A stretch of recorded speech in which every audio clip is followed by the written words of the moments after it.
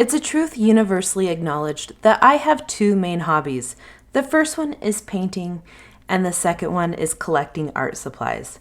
Those two hobbies combined with me averaging a move every 2 years for my entire adult life has been a little bit hard on my art supplies, especially because most of those moves were to new states. This caused a lot of my art supplies to be stored in less than optimal packaging. So on one such move, these Jack Richeson pastels were taken out of their box and shoved into this plastic container lined with scrap foam in an effort to save space. But because I did that, all of these pastels ended up kind of piled up on top of each other, and they never got damaged in that setup, but they never got used because they were a pain to pull out, and I never got to see them, and then they always kind of just ended up shoved to the back or in a drawer. Well, I recently got some more Jack Richeson pastels, and I was gifted a set. That's why I have so many greens. I want to combine my existing set and these together in a way that makes sense and is really useful for me as an artist, because I want to use what I have. I also have some Forsaken Diane Townsend pastels that I bought right before another move. I found some specific sets of hers on sale, and so I bought them on a whim, and they immediately went from the post into a moving box, and then in that shuffle, they just never got the attention they truly deserved. I've used them several times, but they never got used a lot. And I do think part of that is because it's such a random collection. There are metallics and pearlescents and neons, like very specialty colors. And then I have a lot of violets and purples and a lot of warm tones and vibrance, but not a lot of like grays, neutrals, those things that really round out a set. So I think all of those factors combined, I just never really thought to pull them out. They weren't on the forefront of my mind. And I really, really want to change that. I want these two sets of pastels, or these two brands of them, to be in with my main pastels that I'm using all the time and be easily visible and easily accessible. So what I chose to do was to buy some pastel boxes from Jackson's Art Supplies. These are wooden, like briefcase style boxes. And what you do is you open it up and you have these wood panels that you see, and they're held in with little like flaps. And then when you push those up, you can remove the wood panels and a foam lining, and that reveals these segmented areas.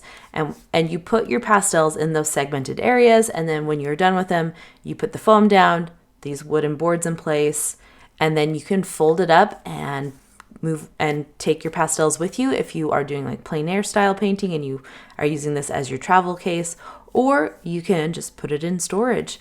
I chose this kind of pastel storage. Also, side note, there was a little bit of oil on the clasps right there. I think it was just to help protect them in travel.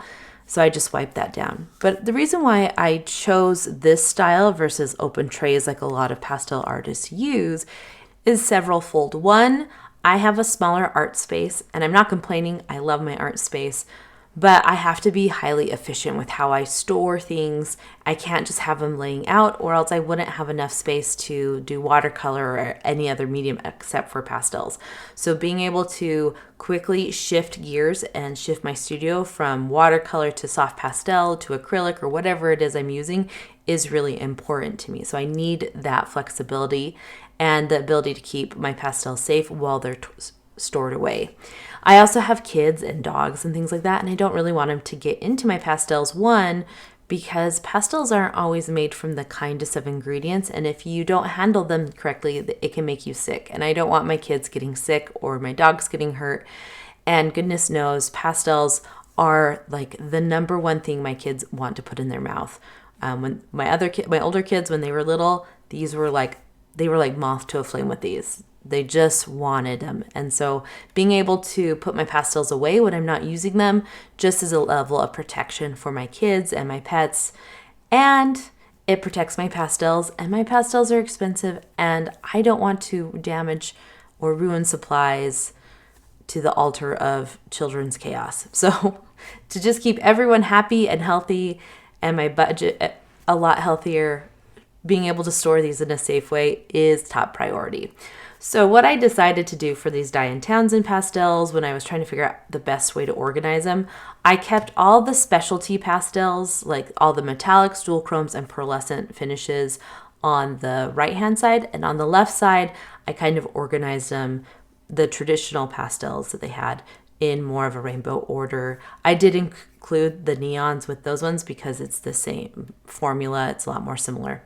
So that's how I divided them out, and I felt like that is what made the most sense. Now I obviously have a lot of room still left, so then it was like, do I add other pastel brands to it? And I might, especially like maybe my new pastels or some of those other ones that are still in less than optimal packaging. And they're easy to differentiate from the Diane Townsend, so it wouldn't be an issue of trying to figure out which is which. But what I did decide to do in the meantime was take some of the scrap foam from the packaging from the Jack Richeson pastels and just fill in the little bit of gaps between these pastels so they don't have as much room to shift. And that will help keep them safe from like being folded up and kind of put away in my art closet. Or if I decide to take these with me somewhere, I don't have to worry about them getting damaged. Now, the Diane Townsend pastels were, if they had been any thicker around, I don't think they would have fit in this box with how it's, with the foam and everything, because it was a little bit of a squeeze. It's like trying to put on your pants after Thanksgiving. Like, you technically do fit and you're not damaging anything, but one more slice of pie and you might burst a button. That kind of a snug squeeze. The Jack Richeson pastels that I'm fitting in now fit beautifully and easily into this pastel box. So I could easily fit 4 across, and I could easily get an even number of rows all the way down. So I didn't even need to use any foam once I was all done filling this up. These are the Richeson half sticks, and I can hold a lot of these half sticks in there, and I'll show you as I go along. Now, that said, I still wish I would have bought the bigger box. The Jackson's has 2 sizes of boxes. They have this smaller box, which is available on both Jackson's website and Amazon. It's $55 on the Jackson's website and $65 through Amazon. The bigger version of this box, which has 7 segments per side instead of 4 like the smaller one does, is $100 through the Jackson's website and is unavailable through Amazon. So just something to keep in mind. I really wish I would have got the bigger box because I would have loved to organize these pastels in more specific ways. So having all the cool reds together, all the warm reds, cool yellows, warm yellows, like very specific color families, and then having the gradients within it, especially with how full this box was. And I even have 2 boxes in this set that I didn't put in there, and they're both portrait sets. And I probably would have still kept the portrait colors separate from the rest of the pastels, but if I would have had the bigger box, I probably just would have made a segment or 2 just dedicated to portrait colors. That way I could easily have the portrait colors accessible, but also be able to grab other odds and end colors from the rest of the collection without having to like dig through multiple things. That said, I was really impressed with how many pastels this box could hold, because when I got this box and I was comparing it to how many pastels I was planning on putting in there, I was like, I don't know if these are going to fit. Are we sure we have enough room? And they did. Aside from those 2 portrait boxes that I was already kind of planning on keeping separate in some way or another, I fit almost all of them in here. Now, the Jackson site says that this smaller box can hold 112 full sticks of Unison soft pastels, and Unison soft pastels are fairly thick. So I was like, I'm just going to give it a try, and we'll see how many we can fit in here. And I did not count how many pastels I shoved in here, but it was a lot.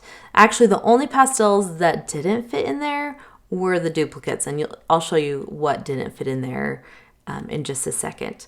Now, one thing I did notice as I was organizing these and kind of feeling them was how much skinnier the new Jack Richeson pastels are compared to the old ones. Maybe I'm paranoid, but it felt like some shrinkflation was going on because all of my original pastels they don't have the paper on them. So like for the most part, when you see a pastel that doesn't have a paper on it, that is the older ones and that have been used and stored incorrectly. So just a lot of like rubbing and things like that were going on with them.